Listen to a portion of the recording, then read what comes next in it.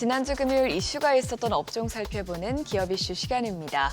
금요일장에서 가장 큰 폭으로 올랐던 업종은 정유주였습니다. 이스라엘과 이란의 분쟁이 격화하면서 국제유가가 급등세를 보이자 국내 석유 관련주가 강세를 보인 것인데요. 서부 텍사스산 원유는 지난주에만 9.1% 오르면서 지난해 3월 이후 6개월 만에 가장 큰 폭으로 올랐고요.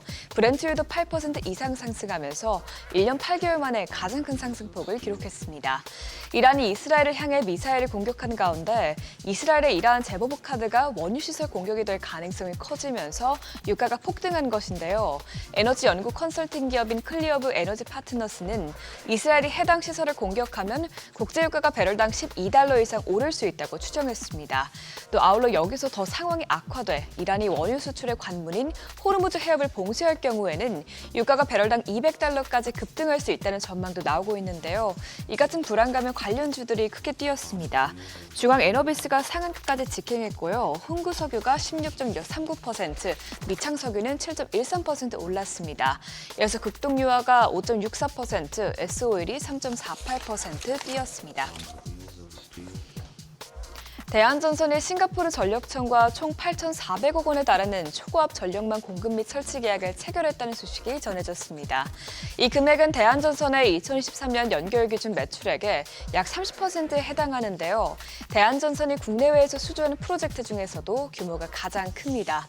전 세계적으로 인공지능과 데이터 센터에 대한 투자를 늘리면서 국내 전선업체들이 계속해서 수주 낭보를 터뜨리고 있는 상황이죠.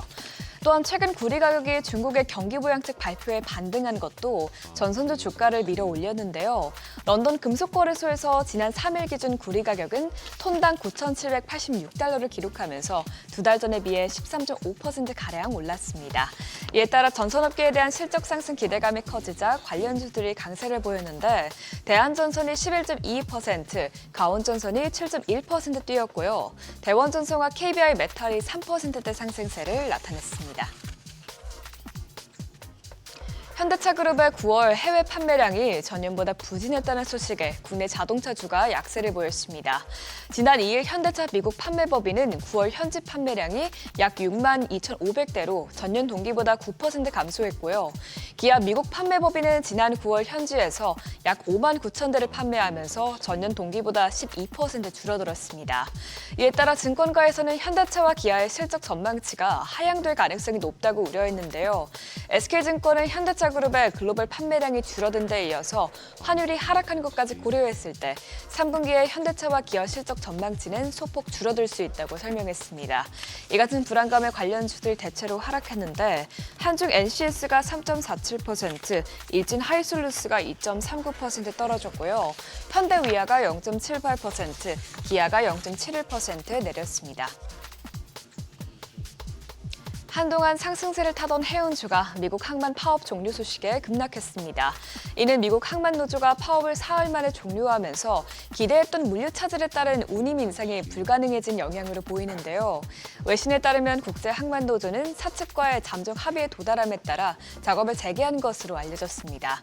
노조는 6년 계약 기간 동안 77% 수주의 임금 인상을 요구했지만 사측인 미국 해양협회는 6년간 50% 이상을 주장하면서 갈등을 겪은 것인데 결국 고용주 측이 6년간 62% 임금 인상을 제안하면서 파업이 종료됐습니다.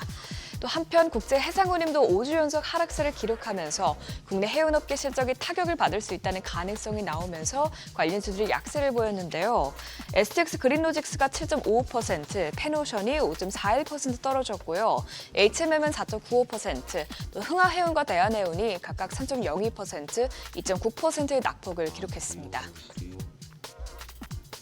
지금까지 지난주 금요일장 이슈 살펴봤습니다.